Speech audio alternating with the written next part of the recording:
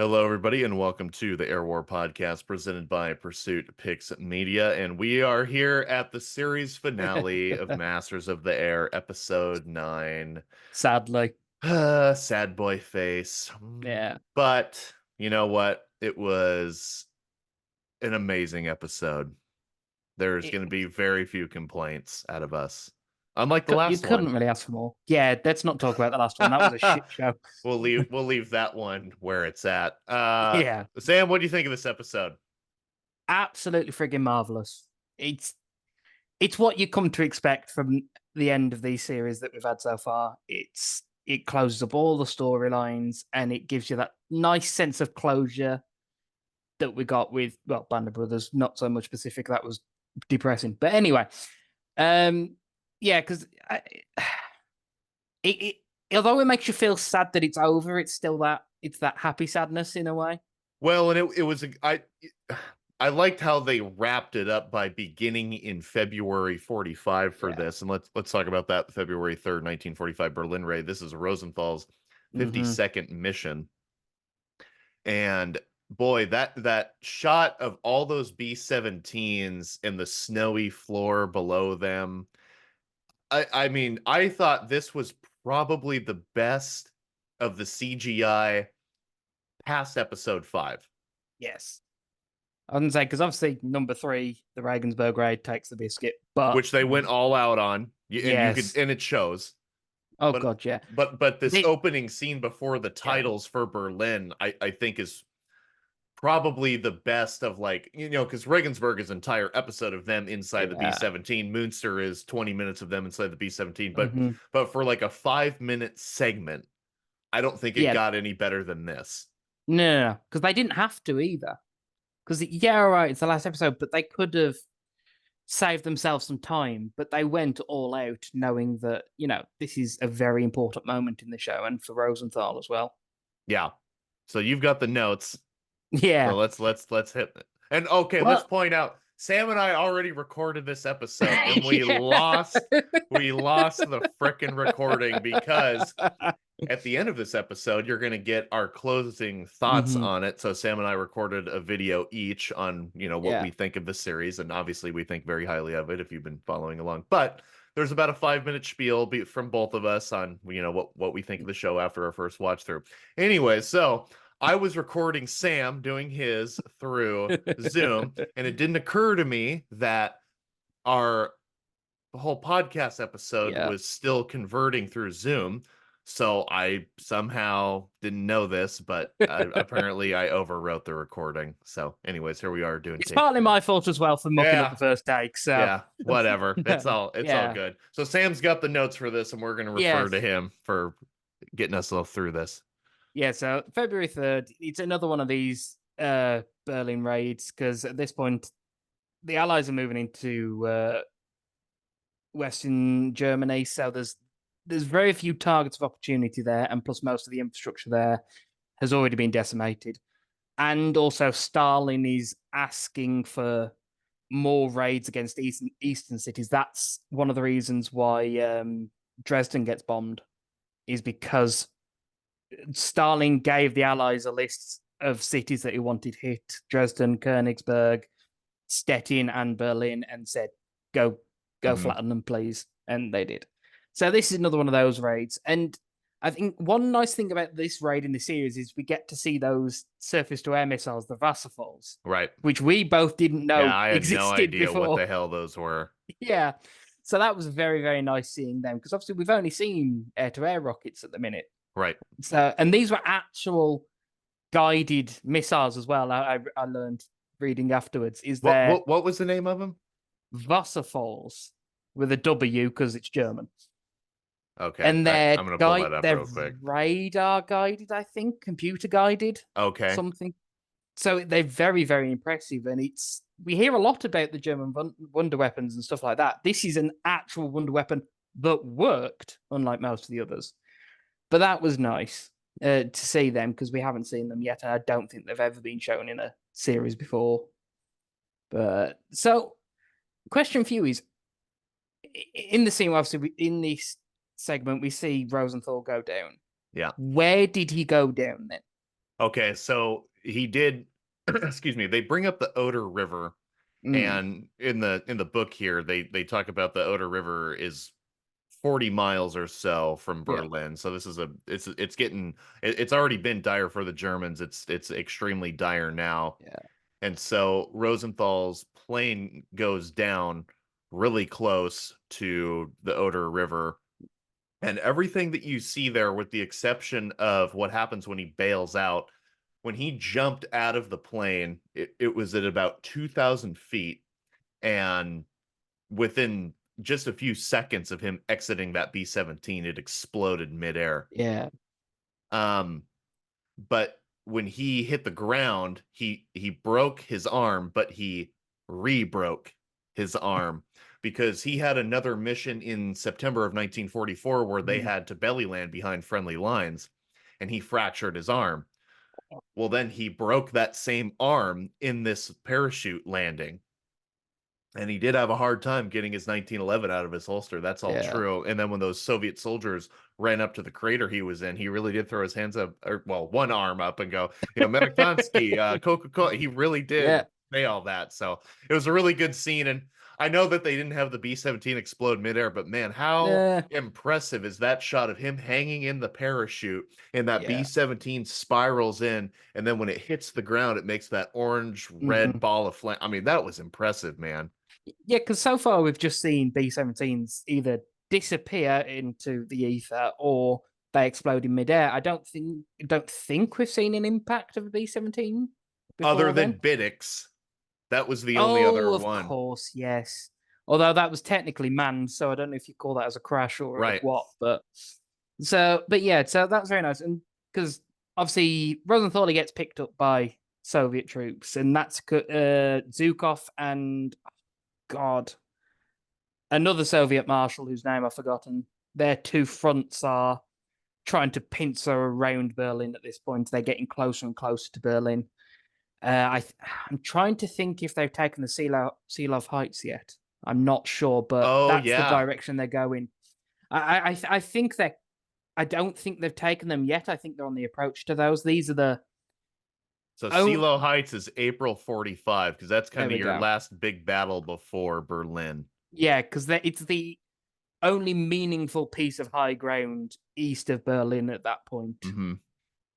Before then, the only before then the only place they could have stopped the Soviets, they were never going to, but could have, was the Oder River.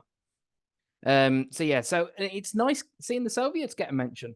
Well, and So that's the nice thing about all of the stuff you can throw in with Masters of the Air, because I mean, God, I never would have thought that, before I had read the book, how in the hell are mm, they ever going to work in the Eastern Front to a Tom Hanks, yeah, Steven Spielberg World War II miniseries? And well, there it is. You got it. Pretty yeah, impressive. exactly. I've just thought of a problem with the episode. Stalag 3 is near Posen in Poland, isn't it? Well, yeah, it's Silesia, right? So it's that, Oh, it's Silesia. yeah, it's which Okay, is ignore modern me. day Poland. Yeah, and say ignore me because I was thinking, how are the Soviets at the Oder and the POWs are still in Stalag 3? But that's because Stalag 3, yeah, because I got the places wrong. Ignore me, I'm an idiot. Well, no, and that's all right, Sam, because I didn't think about this. So we start with the February 3rd, 45 Yeah. Berlin raid. The march from Zagen is at the end of January. So there's some changes with Oh. things are a little out of order with the Oh, okay. timeline. I don't think that's as big a deal because they wanted Uh. to open up the last episode with a bang, and they sure Yeah. did. Um, so Sam, well, probably less so than me, but I had an extreme nerd out moment at the beginning of this episode because we got, not only did we get probably the best P-51 CGI in the show, Yeah. but those P-51s are in the markings of the 78th Fighter Group, which is my favorite Army Air Force unit because I interviewed Lieutenant Colonel Richard Hewitt when I was in high school. He flew 140 some odd combat missions with the Yeah. 78th, and I jumped off of the couch when I saw that. I was so freaking excited. So I'll throw up some pictures that I have of he sent me a book, a signed copy of the book. He and two, one of them faded away over time, unfortunately, but Oh, sent me two pictures. One was in his P-47, and then the other one's in his P-51. And what's cool about the P-51 photo is he's got his oxygen mask off and he's got his sunglasses on, and that photo was taken before they engaged a bunch of Germans. It was in March 45, and he shot down two planes on that Christ. mission. Yeah, it's pretty cool. So, and I think that the reason they put in the 78th, and we want to bring this up because eventually Sam and I are going to meet at this place. So the 78th was based at RAF Duxford. It's an Yes. aerodrome or airfield that the Americans would call it. Brits like to call them aerodromes. And for the American audience listening to this episode, Duxford would be an equivalent of the Smithsonian Institute, where it is oozing history wherever Yeah. you go. And it's a World Yeah. War I airfield originally. Originally, it was a private airfield before the I'll be First World damned. War. Yeah, because it started as after the Wright brothers and their first Right. flight, Yep. aeroplanes really took off and became basically another toy for rich people to play with. And that's where you get films like Those Magnificent Men in the Flying Machine. It's that sort of thing of these private rich people just flying their own planes around, and that's how never it knew that. started. Yeah, and then the Royal Flying Corps took it over, who became the RAF, and it went on from there. Yeah, and so in World War II, it was an active military an RAF Yes. base, and then it became an Army Air Force base, and the 78th flew out of there for its entire time with the 8th Air Force. And the 78th was not one of those high-scoring units that had a bunch of different No. famous aces, but they were there very early on during the dark days of 1943. So to see those black and white checker nose P-51s was really cool to see, shining light on a unit that it's Yeah. just kind of the middle of the pack in terms of statistics. But there's 6 or 7, maybe 8 different museums at Duxford, including two regularly flying museums of World War II warbirds, and they throw on an air show there every year. And It's you gotta massive. go. You gotta go to it. Even if you've just got a slight interest in aviation history, just do it. Just throw whatever holiday plans you've got, go. Well, and what's unique about that air show is the flying display is 3 or 4 hours long, but the way they schedule it is there's something in front of you for that entire time. There's Yeah. never not something in the air, which, I mean, having been to a lot of American air shows, I can tell you that they're not like that. Yeah. Well, I like to think the British do air shows rather well with Duxford and Yeah. Farnborough and that sort of thing. That's just a bit of national pride there at the minute. Well, I'll be sure to give you my opinion on that when we go to Duxford next year. But and let's give a shout out to the American Air Museum, who are based at Duxford. I've been using their website an awful lot. I'm sure you too have, Sam, for this. Yeah. It's an extremely insane database. It's the information on the, yeah, it really is. If you want to find out, even guys who were ground crew personnel are on there. No. It's not just pilots, it's staff officers, it's air crewmen, it's ground personnel. It's whatever you can think of. So the American Air Museum is based at Duxford.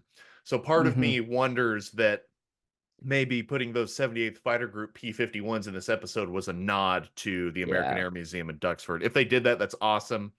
And that was a really nice thing to see. And plus, they are fairly distinctive as well. Yeah, they hard look to miss, very man. nice. Yeah. And so, but it's very nice to see, just because obviously we've just had the Ski Game and the Red Tails, whatever you want to call them, who are a very famous fighter group. So it's nice seeing just a run-of-the-mill, ordinary fighter group now.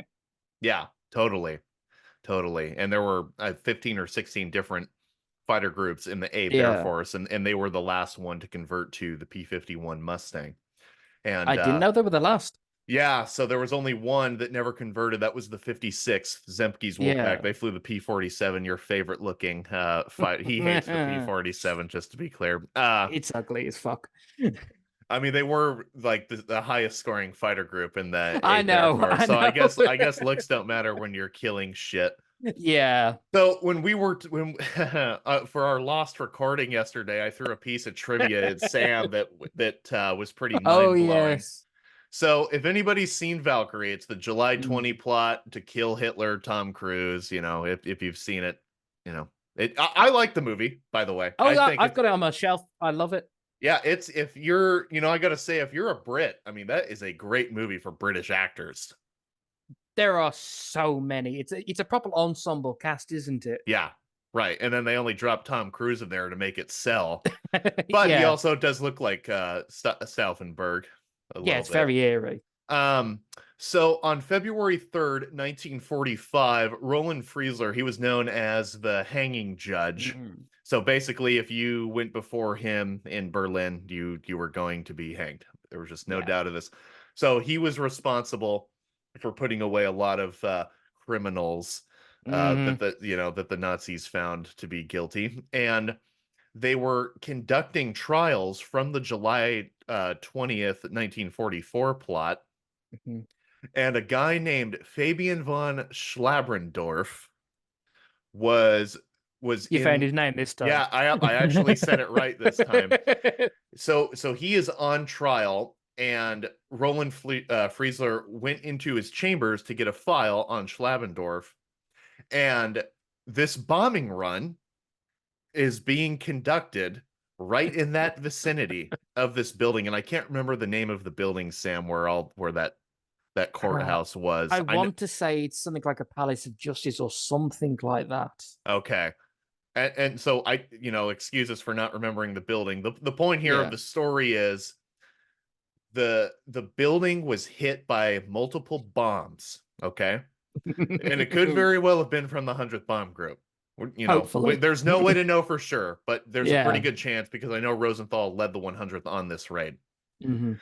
One of those bombs hit a beam, and it swung down and killed Friesler. And I didn't realize this until this morning when I looked up. He still had the folder in his hand when he got killed by the beam.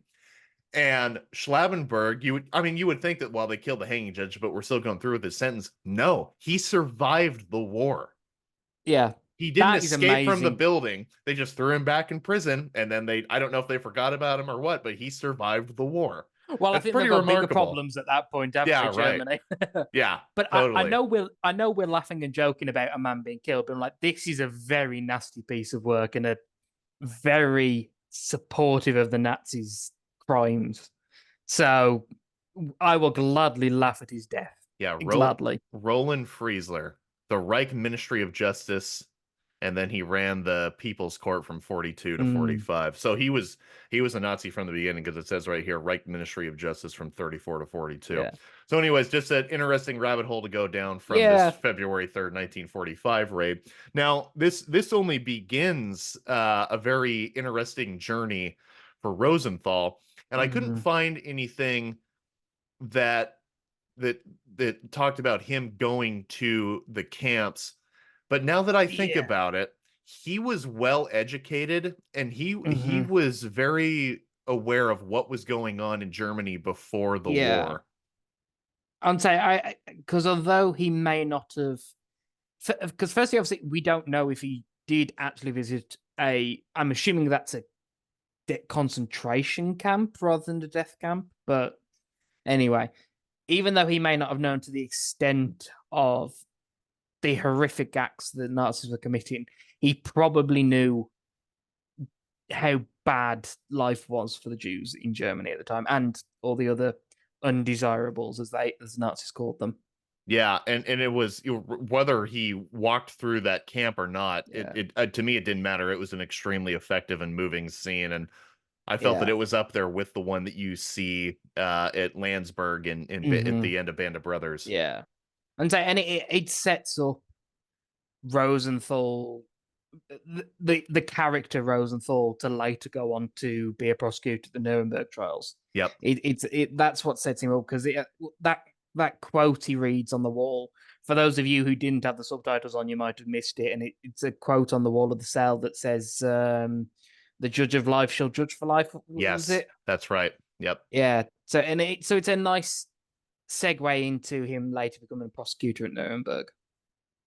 Yeah, pretty wild scene, and Yeah. hopefully one that will make a big enough of an impact where they show that regularly in school. I know that the concentration camp scene from Band of Brothers gets played quite a bit in schools here in Yeah. America when we're, if there are schools that still study World War II. I only say that because my nephew talked about how little they studied World War II. Oh, we So don't teach it at all nowadays. yeah, yeah. So anyways, maybe in colleges they'll Yes. play that scene. Okay, Sam, so what do we got next on the notes? Well, it's over to Stalag Luft 3. Yes, Well, yep. for about what, 3 minutes before they Yeah. get marched out. And this is a part that I don't think a lot of people knew about. I didn't know about it before I had read Masters of the Air. I And we're talking about the Winter March here.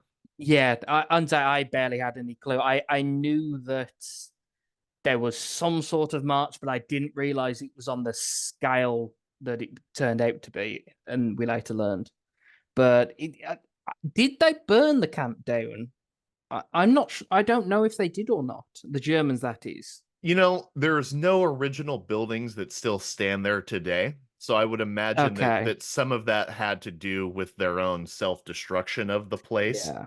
Um, and this is a really, I mean, the entirety of Masters of There is great. Which, by the way, I loaned it out to a buddy of mine, so I don't have and I have two copies of it. I've loaned out both copies, but so that should tell you that hey, the show is starting to make people interested.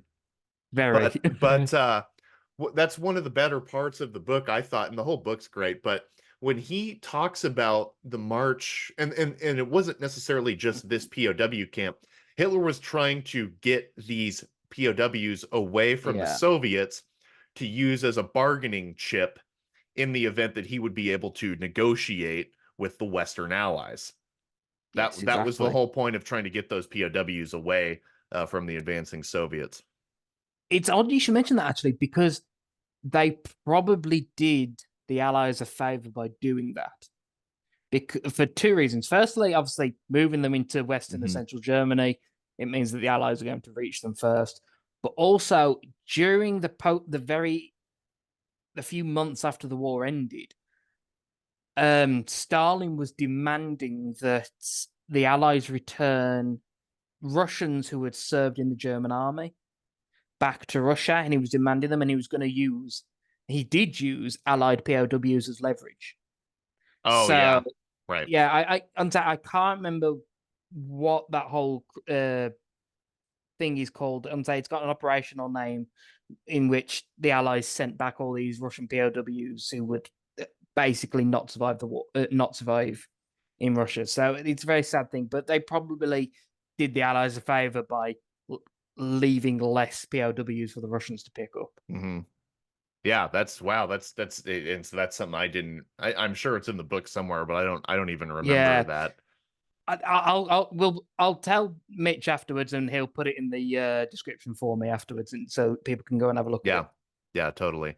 And then so one of the things you had in your notes, and we were talking about this yesterday before it was lost forever, was in Mooseburg, Mm-hmm. which I know, and we should specify, Mooseburg is the POW camp that they are liberated from because Yeah, they go from Zagen, so Stalag Luft 3 to Stalag 13, and I can't remember if. Stalag 13. Yep. Thank you. Okay, which is the one from Hogan's Heroes, by the way. For Is it? those, yep. Oh, And I can't remember. I think that was the in between camp. I don't think there were any other yeah. ones between Zagen and Mooseburg.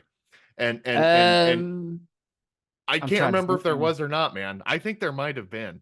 Well, they actually split 200 POWs off after leaving Stalag 3 Oh, and sent them straight to Moosburg that's right. by train. And then, yeah, most of them went to Stalag 13 and then had to be moved again to Okay. Stalag 7.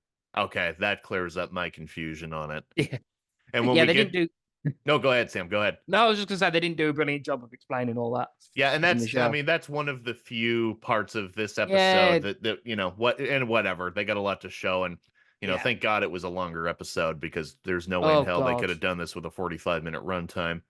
No. You had in your notes, and I really appreciated this, was when we get to Mooseburg, Hmm. you pointed out that there was over 130,000 Yeah. POWs at this camp, and you've got a list That's of, the estimate. yeah, That's right. an They don't know for estimate. sure. They have no Yeah. idea. And there's only 240 German guards there. So if the prisoners ever decided to launch a proper rebellion, how they ever intended to keep control of the place, I don't know. Yeah, But that goes to show how desperate the manpower crisis in Germany was at the time. In right. fact, there's an interesting point of when we see the camp liberated, there's actually an SS armored panzer division uh, in between the camp and the Americans. But at this point in the war, they have no tanks, they have no anti-tank guns or artillery. They've Yeah, just got small arms. yeah, So right. which goes to show how horrible things were for the Germans at this point. So I almost forgot about it because we were talking about the march. So if anybody's Mm. wondering, there were instances and plenty of accounts, especially in Don Miller's book, where Allied POWs carried the weapons of their captors. I know it sounds crazy, but the Yeah. truth is stranger than fiction. That really did happen. I think in a situation like that, it wasn't just the POWs trying to survive; it was also the guards as well. Yeah, Because the weather in the winter in Eastern Europe is horrendous, and yeah. you got to see it in the show, and it was very much reminding me of Napoleon's march out of Russia, where he Yeah, lost most of his army. yeah, and I think I know that we don't, I certainly didn't think of this until now, but this is an extension of the conditions that you see in Battle of the Bulge. This was the coldest winter in Europe during, Yes, in that century, that particular time, right? yeah, I completely forgot about that as well. Yeah, Yeah, so things are not looking good for the no, Germans at all, particularly when the 14th Armored Division rolls up. hmm And man, what an exciting scene, that Battle of the POW we camp. got to see Sherman's. Yeah, that was awesome. I thought that Um, was a nice touch though that they didn't just have it as random American unit turn up. It was actually the 14th Armored Division who yeah, did liberate the camp, which yeah, was a very nice touch. yeah, they stuck to history on that. Sam, I don't want Yeah. your list of diversity of those POWs to go away. So why don't you run down all the different guys that you saw? Because Yeah, this is so cool. I thought this was really interesting. they have got the costume department have gone insanely in depth because all the insignias there, all the uniforms are correct and everything. So you've got men from the British 6th and 79th Armored Division. The 79th were the Hobart's Funnies, those weird flail tanks and flamethrower tanks and all them. You've got Paras, you've got the Black Watch, who were the Highlanders, you've got Royal Tank Regiment, Royal Air Force, Royal Indian Air Force, King's African Rifles, Sikhs, Punjab regiments. You've got Australians, Moroccan and Senegalese troops, who were those French colonial troops. Yep. Free French, free Dutch, free Norwegian, and probably a few others. And there's obviously a lot of Americans, but Yeah. I couldn't see a lot of the insignia for them, oddly enough. I I don't know whether that was just me being blind or. No, I think those a lot of those uniform, which by the way, they did not shy away from things looking dirty. They made sure Oh, everybody was absolutely filthy, and I think a yeah. lot of those uniforms were, or those uniform sleeve insignias, shoulder sleeve insignias were covered Yeah. up. Because the only one we did see was the 8th Army logo. Right. The 8th Air Force logo. And then a couple of the Tuskegee guys, you do see the 15th Air Oh, Force logo. yes. I'm just flipping through Jefferson's book real quick because when they liberate the camp and then that American colonel from the 14th Armored Division, he goes dismissed, and Jefferson's sitting up there drawing. That Mhm. drawing is in this book. I'm just trying to find it real Oh, quick. okay. And so, well, while you're looking for that, I want to. One thing I forgot to mention is so when Rosenthal is making his way back to England and Thorpe Abbotts, he Yep. says he gets on Churchill's B-24 Liberator. Yep. And firstly, very unlikely. Secondly, we're trying because didn't you say he got back in the end of February? Was it? It was He's gone within a back to few weeks England. of him. It didn't take long Yeah. for him to be back, and it was the end of March when that plane it went Mhm. missing or got shot down or something. 27th of March, it just disappeared flying to the Azores. Oh To wow. this day, we don't know what happened to it. And it was Okay. carrying the Undersecretary of State for Air, who is basically the Deputy Air Minister. Oh wow. Yeah. Lots of people died in air crashes in World War II, which we are going to Yeah, cover at some we'll point. do an episode on that. Leslie Howard is probably the most famous out of all of That's them. exactly where the B-24 went down. Oh wow. Oh really? Same place. Boy, Yeah. that's scary. I found the drawing. So he's got it's supposed to be a P-51 strafing That's a the P-47. well, yeah, I know, but it's his drawings are more like the cartoony. It's just Yeah. supposed to convey the situation. Okay, I'm gonna go ahead and stop this recording. Let's load up and do another one. I don't give a fuck how long Yes. this one goes. This is fun. All right, sorry for that quick edit. Sam and I have had so much fun talking about this episode that we were nearing the end of our 40-minute limit on Zoom, which hopefully we'll be going away from Zoom or just upgrading Zoom at some point so we can have longer episodes. Yeah. So we were talking about the Battle of Mooseburg. Hmm. And while we were waiting for our recording to convert, a friend of ours was talking about how he wishes that the P-51 strafing the POW camp was Yeah. also a 78th Fighter Group Mustang. I really enjoyed that scene quite a bit. And that Mm. was something that did happen if you're watching the YouTube version of this, you can see that drawing by Jefferson in there. But I just I felt that this episode went back on the formula of what makes the Hank Spielberg Yeah. miniseries about World War II amazing. Hmm. And I It was just it was it go was ahead, Sam. gritty, and yeah, it was gritty. It was that just that ultra realism. Yes. And I felt like that scene sort of encompassed and was a nice send off Hmm. for this trilogy of productions. It was just like, how badass is it? We've got these Yeah. airmen. We're going to show this battle. They're at a POW camp, and the first thing they see when they know they're going to be liberated is a P-51 coming in and shooting the shit out of those German positions. Yeah. It's because despite it having, because it doesn't none of the series have glorified war at all, but that scene where they're raising the American flag over the camp after it's been liberated, even my British heartstrings went to bit. Yeah, who knows if it's true? It looked amazing. Yeah, that's one of those cases where I don't give a shit. It looks cool. Yeah. I love it. Yeah, it was a very, very touching scene. And talking of touching scenes, Operation Chowhound. Yeah. When they are, so this is the, I don't think the RAF They took part did. in No, Chowhound. they did. Oh, did they? Yeah, so there were the code names were different between the RAF and the Americans. Chowhound was the American one, and then I think it was Yeah. Operation Manna. Let me look this up real quick while you talk about it. You can tell the difference between British and the Americans there just by those names. Operations Manna and Chowhound. Yeah. Yeah, we would never call something Chowhound. Anyway. But yeah, so that is the Allied effort to try and bring some relief to the starving Dutch civilians in the northeastern part of the Netherlands that's still under German occupation. Under occupation all the way up to the end of the war, if I'm correct. Yeah, yeah. So this and the reason that they put these blockades on was because of Operation Market Garden. The Mhm. Germans got really pissed off at the Dutch as a whole, and not just that part of the Netherlands around Yeah. the Nijmegen, Eindhoven, and Arnhem.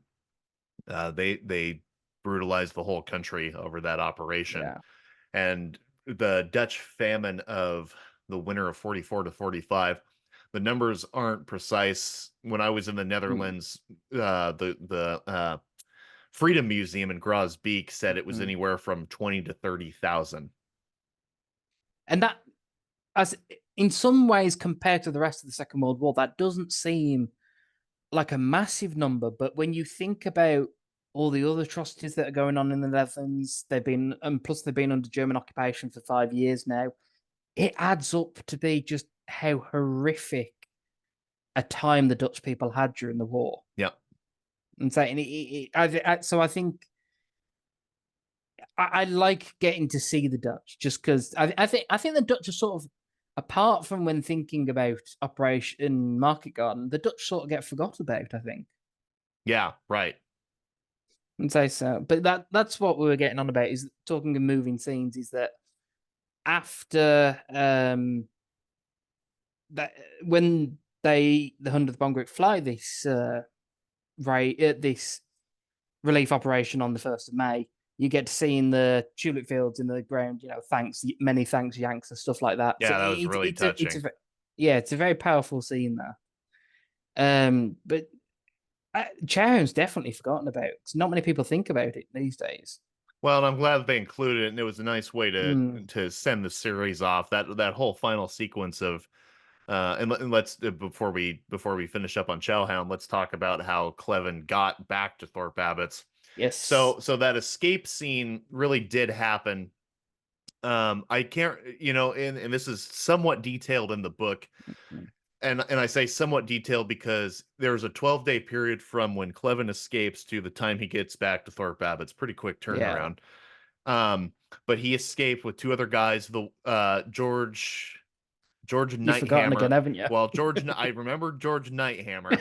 So George Nighthammer was Clevin's best friend from college. Yeah. And I know that it's when they show that scene, they can only, we got a shorter period of time to introduce characters Yeah. on this whole series, right? So I know that it was like, oh, hey George, hey Gail, how's it going? Da, da, da. But that was his best friend from Hmm. college back in Wyoming.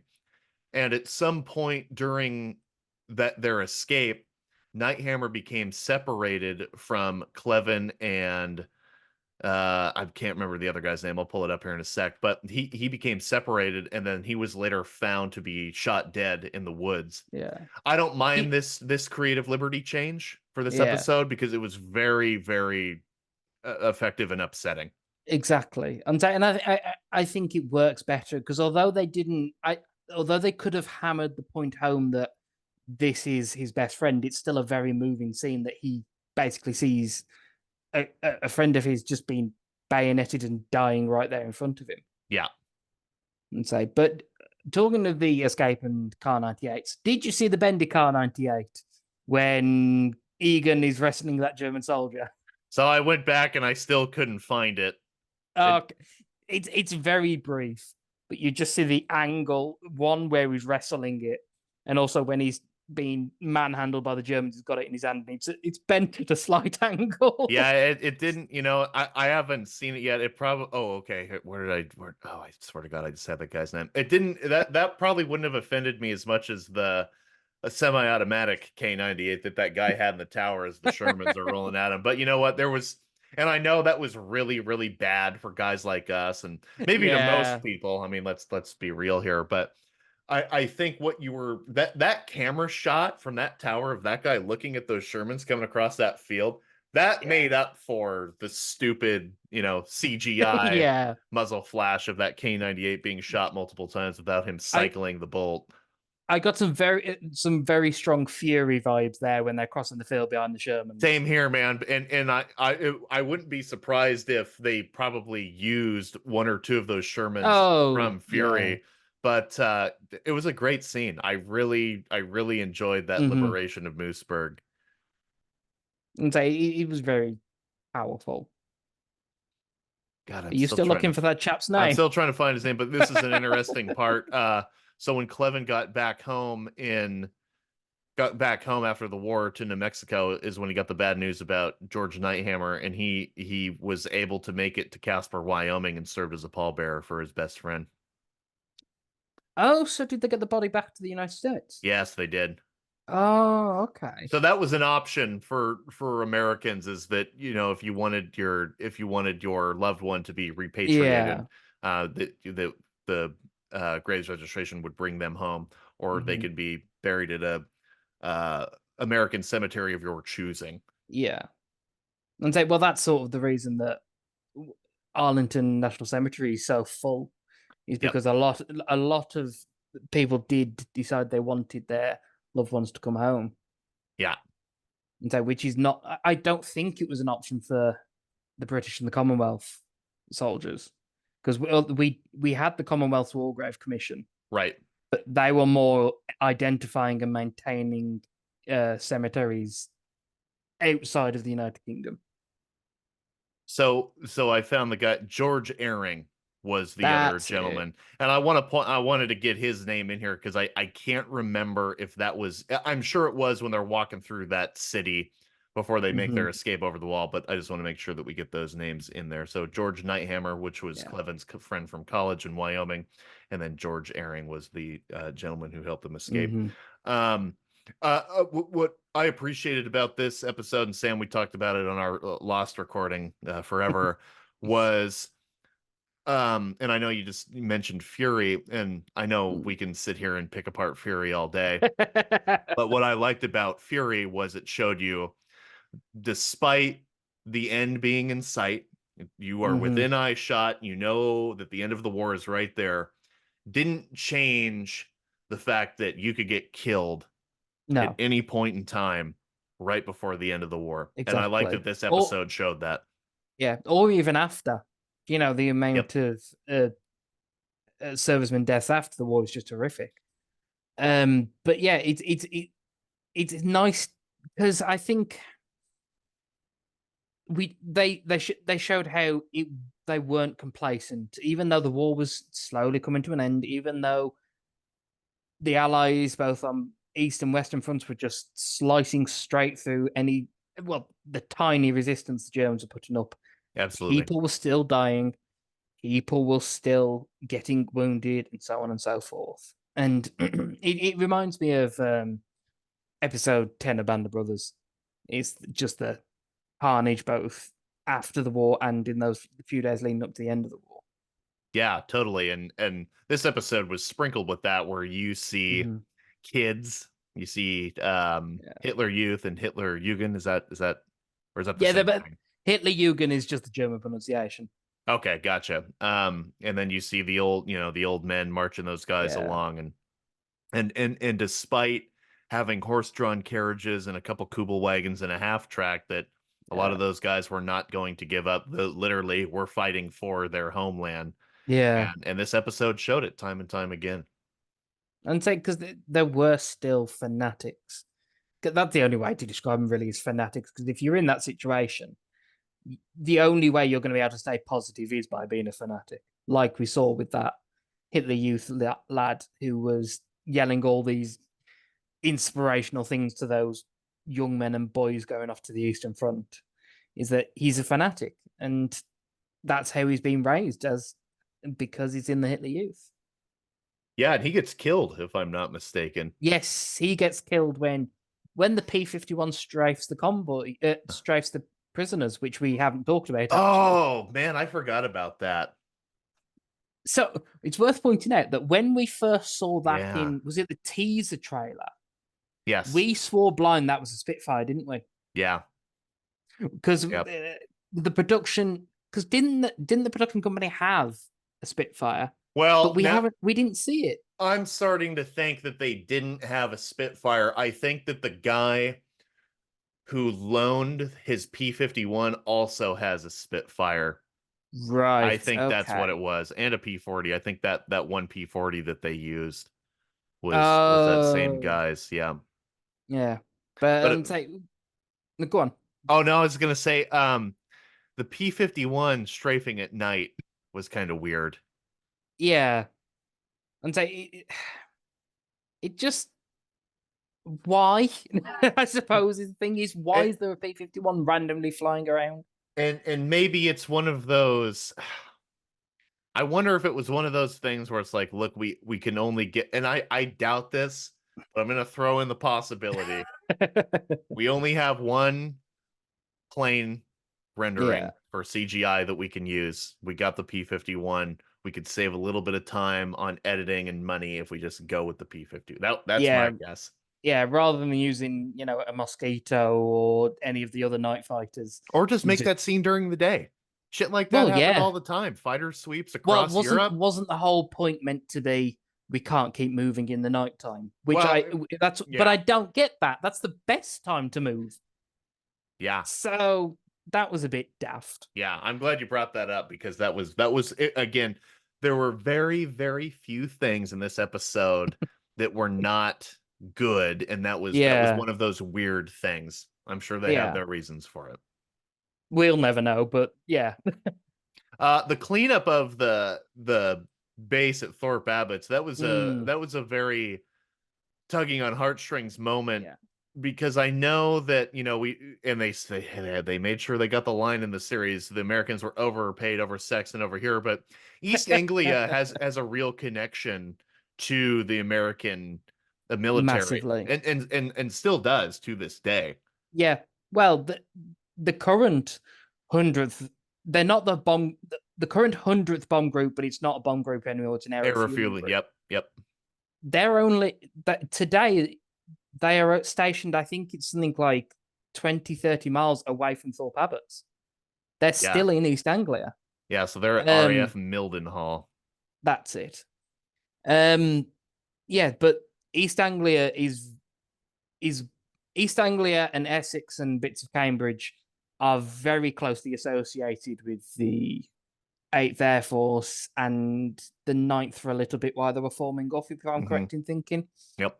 Because whereas most RAF Bomber Command operations, they took place in Lincolnshire, which is a bit further north, which Okay. is called Bomber County now. But yeah, so they're very, very strong associated with the US military, especially the Air Force, or the Army Air Force as it was at the time. But you're thinking that these lads have been here for almost 4 years. Yep. Um, so the people have got to know them. They've become integral parts of their lives. In some cases, airmen were billeted with civilian families, Yep. and they almost became adopted by these families as like surrogate sons and what have you. So it's very emotional to see them now leaving. Now the war's over. Because when did the 100th leave Thorpe Abbott's? I think it was May 45. I think Oh, they I move on straight away. I'm pretty sure it was because I think there were some units that they were trying to get back to the United States as quickly as possible because uh you were still going to need bomber crewmen to get home and train up Yeah, on the B-29. which Rosenthal did. Yes, yeah, and that's a good point.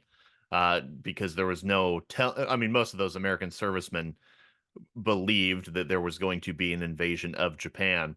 So Yeah. we got to get the 8th Air Force back, the majority of the 8th Air Force back to the United States and in preparation for the invasion of Japan, or the Japan and the home islands. Yeah. Well, that's another reason why you see the United States Air Force, Army Air Force, basically taking the gloves off and starting just plastering cities like the RAF were, is Hmm. because they had to finish the war quickly, in so there'd be time to prepare for the invasion of the Japanese home islands and Operation Downfall. Now that I think about it,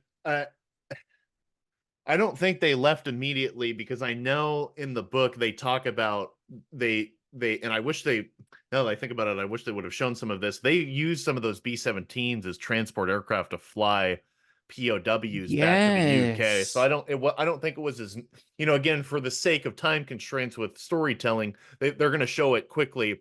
But I don't think they actually went home until a few months later, maybe even the end of the year 1945. Did the Army Air Force work on the point system that the Army used?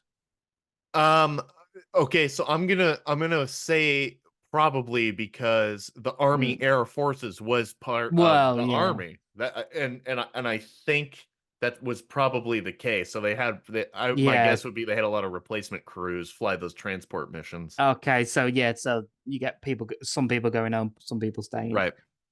One thing that I think they sort of forgot about is this is going for the whole last half of the series. Is they forgot about Chick Harding. He just disappears because although they briefly mention him getting replaced, Yep. he just disappears. And oh bugger, what's the name? The executive officer. Sorry, the intelligence officer. Uh, Well, are you thinking of Jack Kidd? No, frigging Oh, Bowman. Bowman. Bowman. Thank you. Yeah, he was Yeah, the yeah. That's they right. He just kind of they just they disappear. and I'm like, well, thanks. I enjoyed those characters, and so Yeah, because obviously they can't keep Chick Harding around because obviously he does get. Does he go up to a? Was it a what? Where does he go? he gets transferred, I believe, and if I'm not mistaken, he gets sent stateside. I don't remember. I mean, Oh, obviously these guys survive, so when I say I don't know what yeah, happened to him, it doesn't mean like, oh, where'd they go? They get transferred out. yeah. Kid was the air exec, and he was almost Eric, there for the yeah, entire time, but he wasn't. That's why we didn't see Jack Kidd in that last episode. yeah. Could have done with more Jack Kidd in the series. Definitely. 'Cause it does seem a bit like they've just because obviously at the end of the episode we get those the montage of the pictures and the text of what they do after the war. Yeah, And they do seem to forget a lot of the characters. right. Yeah, and well, But I think that there were so many different guys, mm, and they knew that there wasn't going to be a lot of time spent on them. That yeah. you're not going to have that. You know, Okay, fair. you know, Yeah, fair enough, yeah. there's no And so, baseball game to play at the end of that's the episode. exactly what I was thinking. Yeah, Oh, but talking of that little scene at the end, that montage at the end, I forgot that Egan died in 1961. He died, was he 45? He was 45. Yeah, 45 years old, yeah. yep, But I do love the fact that who else would he marry other than a fellow pilot? yeah, Who else is he going to marry? yeah. Who's going to How be fitting. mad enough to marry? Yeah. But that very much had a lump in my throat because I forgot he Mhm. died so young. Yeah, and I So, guess that Callum Turner, who played him, met mm. his two daughters at the premiere. Oh, And did he? there's a couple pictures floating on the internet where he's Oh, where that's he's with them. It's pretty cool. And they gave him yeah. a picture of Egan, like one of the old family photos that he had never seen. They gave him a photo. Oh, It's pretty cool. yeah, that's nice. Well, I think that's all of my notes. And Bare then, aluminum B-17s. We talked ah, about that on yes, our lost recording. We got to make sure we bring it up in this one. yes, absolutely friggin' beautiful. Best. Yeah. I think all American aircraft in the bare aluminum just looks awesome. Yeah. And in Yeah. the same way, a Spitfire doesn't look quite as well in its bare metal. The Silver Spitfire was in this area about 6 or 7 years ago when they were doing their US tour of that. Oh, Yeah, I never got it. I didn't go see it, but I always thought that the bare aluminum spit looked pretty good. I think bare aluminum no, on any of those planes looks really good. But no, I uh, don't know. well, you think the P-47's ugly, and I think it looks great. So we'll have to Yeah. agree to disagree. It was a nice touch, and I know people were giving the production shit about Mm. not having the chin turret on the B-17s, Yeah. and I think we brought this up in a prior episode, but apparently that was a production decision to not Yeah. bolt they made the chin turrets. I mean, they did all their research, Yeah. and I think I already thought those mock-up B-17s looked great Mhm. beforehand, but man, I thought they looked the absolute best in this episode. Oh God, yeah. Because firstly, the chin turrets. I think the chin turrets they spoil the look of a B-17 personally Uh-huh. because they don't look as slick. But that's aside. But it's also worth mentioning the reason they started having bare aluminum the B-17s is because you don't need to camouflage them anymore. Who is there to oppose you that you need to try and camouflage your aircraft? Yeah, and it is, I know this comes up quite a bit that it also, you go a little bit quicker because it Mm, it reduces, a couple 100 pounds of paint on your plane, but yeah. also just looks a hell of a lot better. Oh God, And yeah. if you've got air superiority and then eventually air supremacy, you Yeah. see a plane, there's a pretty damn good chance that it's going to be a friendly plane. But Yeah. I thought the B-17s looked the absolute best of the best in this episode. Not to Yeah. say they didn't look good before. I love the look of the sun, beaming off of those bare aluminum planes. It just looks beautiful.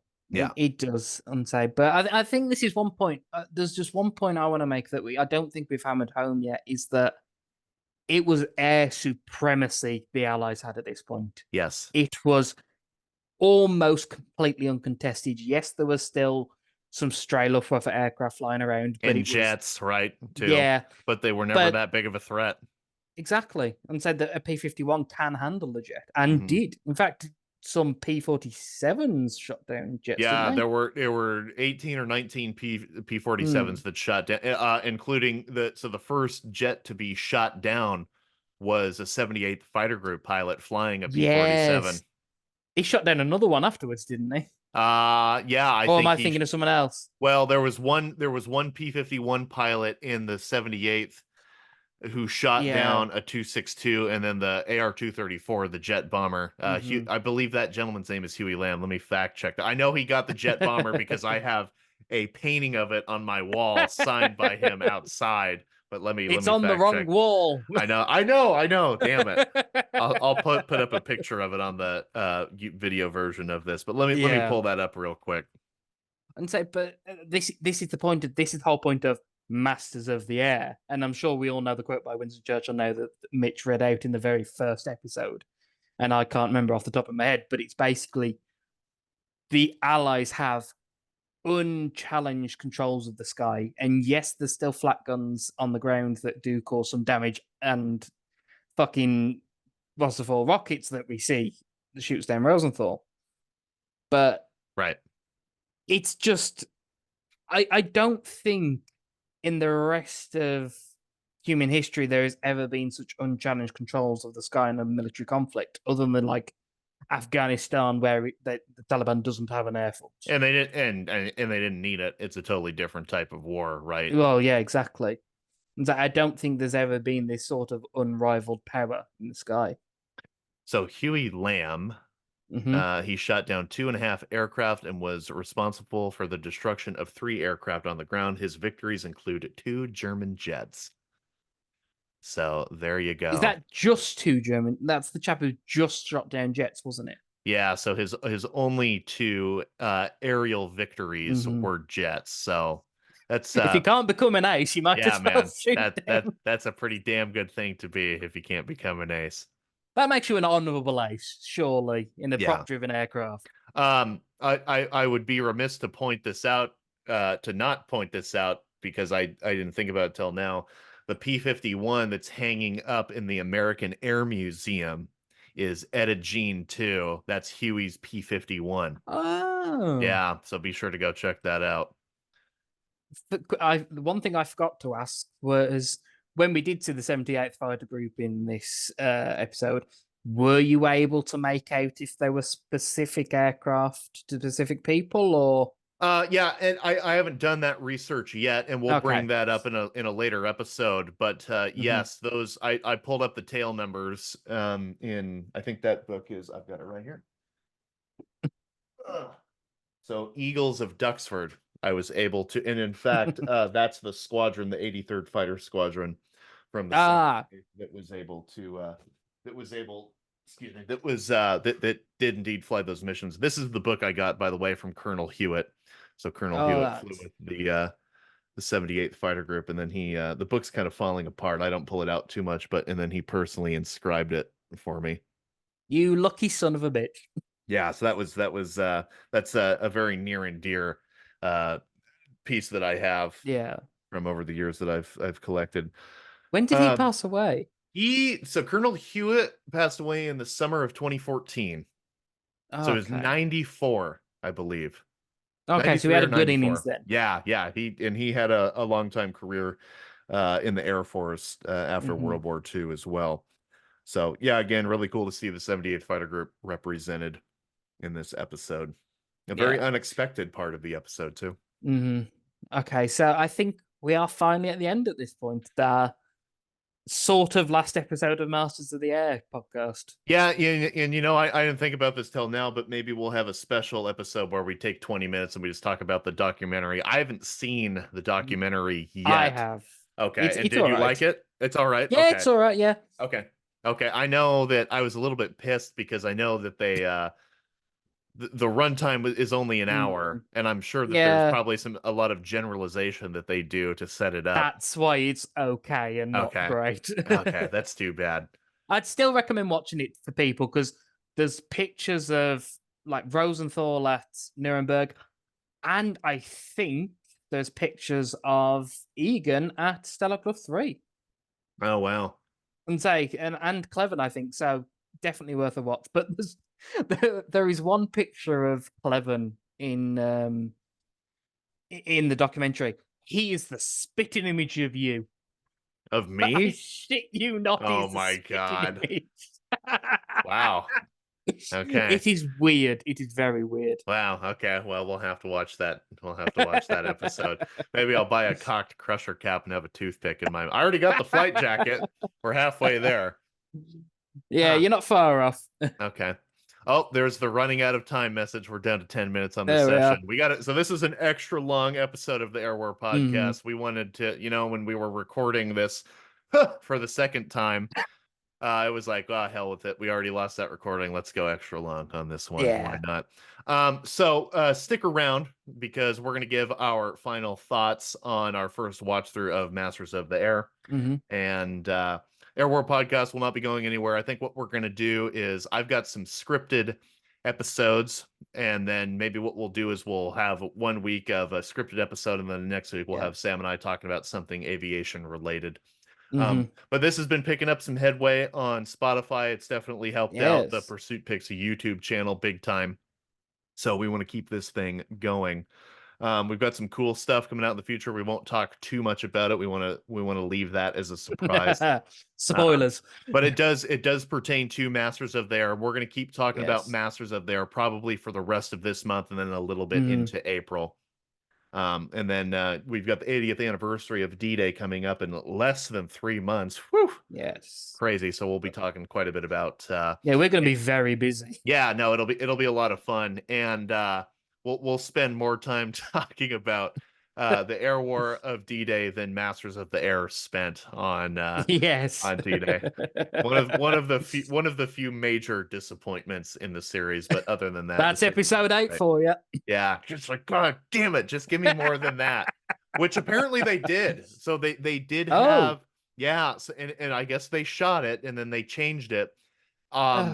So John Orloff was on Paul Woodidge's World War II TV channel, and I'll post the link to this. But that was a question that did come up as to why was so little time spent on D-Day, and he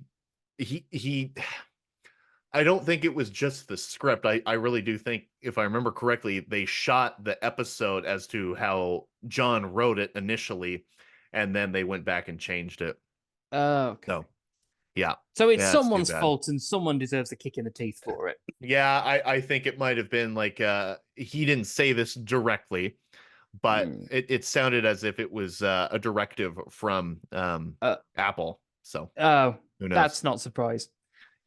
Yeah, but they have spent 250 million quid on a brilliant show. So. And that's the way it is, man. I mean, I know that the studio executives are gonna have a lot of say about edits, but they were the ones who came forward and said, "We will fund this project for you." And yeah, so it's too bad that HBO didn't pick up on this. Yeah, I think it would have been. I think that they were scared after what happened with Pacific, and this is even more expensive than that we could ever imagine. And they, I don't know how big the budget was for Game of Thrones, but that was their big budget show for multiple seasons. And it failed on the last. Well, and I haven't seen the show, but that's what I've heard from almost everybody I know who's seen it. Yeah, they while it's still, they still probably made their money, they just failed in the storyline, basically. Yeah, and it's, I do feel that if HBO picked this up, we probably would have had longer runtime on episodes. So that's a drawback. And it also would have been nice to have all 3 series on one streaming service. But it is what it is. Well, who knows? That someone else might get the license to stream it elsewhere. So we might. Yeah, it might take a decade, but hey, eventually we'll see it on Netflix. So we'll see. So, all right. Well, then. I think that's going to wrap it up unless you had anything else. No, just I want to thank everyone for sticking around with us Yeah. and commenting and engaging. And like Mitch says, we're not going anywhere. This is Yep. only going to keep going on and on. Yep. So you've got to put up with our ugly voices, ugly Yeah. mugs for a while. Yeah, just because Masters of There is coming to an end does not mean this will be coming to an end. And there will No. be lots more for us to talk about in terms of Masters of the Air. Mhm. But it was a lot of fun. I'm glad they did the week by week release Yeah. because it was fun to jump on here and talk about it. I know it was a bitch to kind of sit there and wait for every episode, but I think it was all worth it in the end. And now we Oh, can binge it. definitely. So when we'll do like a more in-depth pedantic type historical review when we come back and talk about the series Hmm. extensively at some point later Yes. on this year. So, all right, well, that's going to do it for the Air War podcast presented by Pursuit Picks Media. We will see you guys next week. Thanks for tuning in. There are. 4 months ago, a trailer was released. This was our first glimpse at Masters of the Air, the third installment of the Hank Spielberg partnership and the most expensive show ever made. The series has promised to tell the story of the 100th Bomb Group during the Second World War in the uncompromising and violently realistic style that Hanks and Spielberg had shown during the past projects. Yesterday, the final episode of Masters of the Air was released, ending a trilogy that spanned 23 years. Over 9 episodes, we heard and saw stories that may have otherwise have faded into history.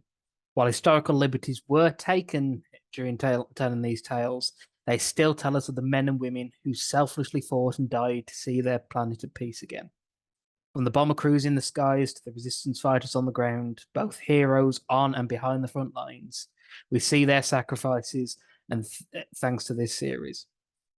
The work and effort that has gone into Master of the Air is breathtaking. The series, the special effects of this team has shown us scenes that people haven't seen in 80 years. The dedication of the writers to transport us to a time that we alive couldn't imagine today. Also, the moral dilemmas and the horrific sides of the men and women and how they live with them. The series allows us to remember a generation whose sacrifice and they bore the weight of the most destructive war in human history. From the British perspective, the Second World War is of Dunkirk, of the Battle of Britain, the Dam Busters, El Alamein, the Royal Navy, D-Day in Burma. The men of the 8th Air Force and the United States Army Air Force as a whole sadly does not get the attention it deserves in the United Kingdom. So to see B-17s flying from a small airfield in East Anglia and the Yanks walking around the English countryside is a very welcome change. Hopefully now on both sides of the Atlantic, people can take a step closer to seeing the victory of the Second World War as a victory for the Allied powers and not for any single nation. Also, both watching the show and researching for the Air War podcast, it's allowed me personally to reaffirm my admiration and my gratitude for the men of the 8th Air Force in their part in the war. I've had a passion for military history for a long time, as long as I can remember. For most of my life, I've studied the war. And because of Masters of the Air, I've learned things that I didn't know before. Now, thanks to Masters of the Air, more people will be drawn into the ranks of those inflicted with the history book and to be inspired to dive down the rabbit warren of the past, maybe even start a podcast. I won't say Masters of the Air is perfect. There are parts of the show that I don't like and I object to. There are also a number of historical accuracies.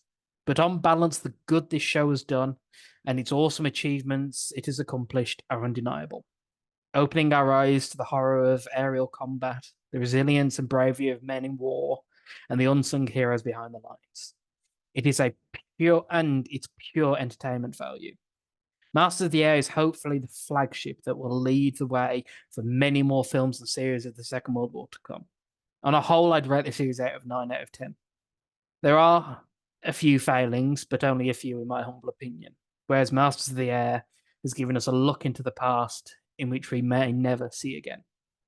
These are my final thoughts after my first watch through of Masters of There, and hopefully I don't get overly emotional because, boy, it tugged on heartstrings. So here we go. Maybe I can do this without a quivering chin. For 8 weeks, my wife, along with my best friend since childhood, gathered around our TV and watched this recreation of similar stories I had heard as a kid from several American airmen. While I did not meet anybody specifically from the 100th Bomb Group, I did meet several airmen from the 8th Air Force and 2 from the 332nd Fighter Group.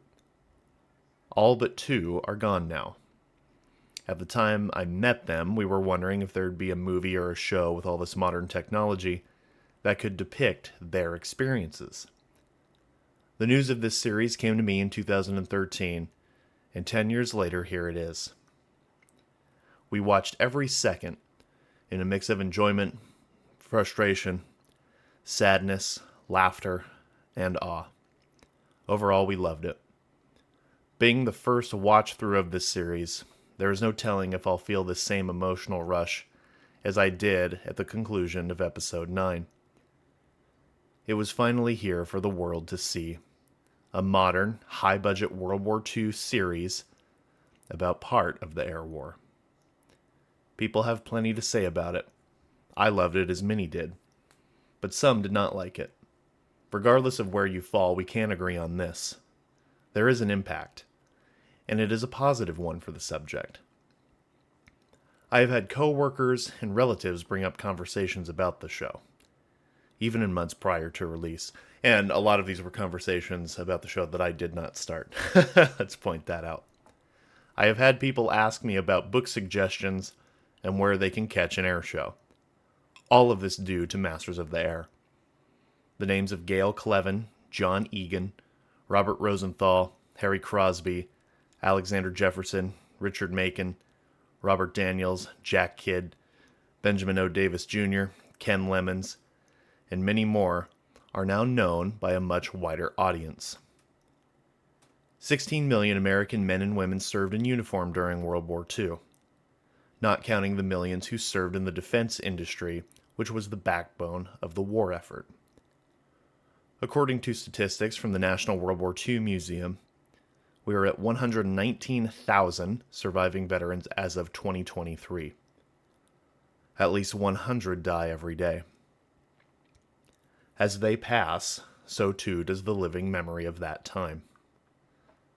Tom Hanks, Steven Spielberg, and their production teams of Saving Private Ryan, Band of Brothers, The Pacific, and now Masters of the Air, did their part in telling the stories of those who served their country in its greatest time of need.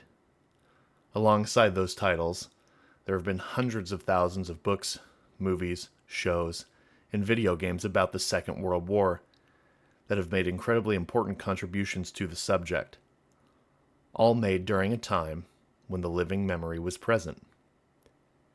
This series is one of the last depictions we are going to get while they are still here. This is significant, and in a matter of time, they will all be gone. And then it will be up to us to keep telling their stories for future generations. My hope is that the series is a reminder to those watching that we can come together and we can make sure history is not forgotten. Yes, there are times where the series stalls, no doubt. Like Band of Brothers and The Pacific, I believe it'll get better after every watch. It has plenty of altitude to keep on flying high and serve as an important piece of media we can keep coming back to and learn from. On a scale of 1 to 10, 10 being the highest, Masters of the Air is an 8 out of 10 for me. It is a great series and well worthy of your time. Find a big TV with surround sound and immerse yourself with these airmen. Before we depart, I'd like to read to you the final page from A Wing and a Prayer by Harry H. Crosby. Great book. Highly recommend go picking it up.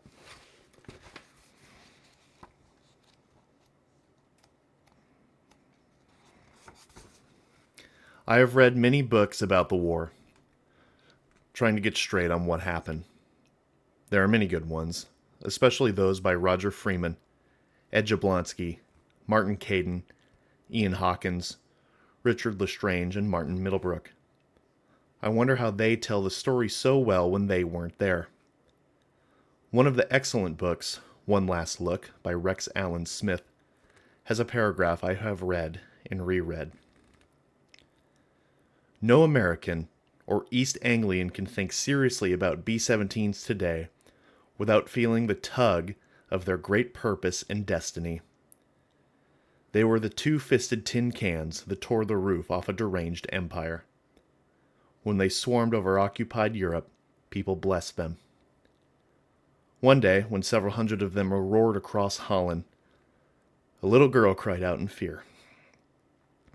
Her father put his arm around her, took her hand, and looked up. Listen to it, Helene, he told her. It's the music of angels. Was it worth it? Those years, those lives, that destruction? I still don't know. But I do know that I, too, heard the angels. Thank you for tuning in to this episode of the Air War Podcast. We'll see you next week.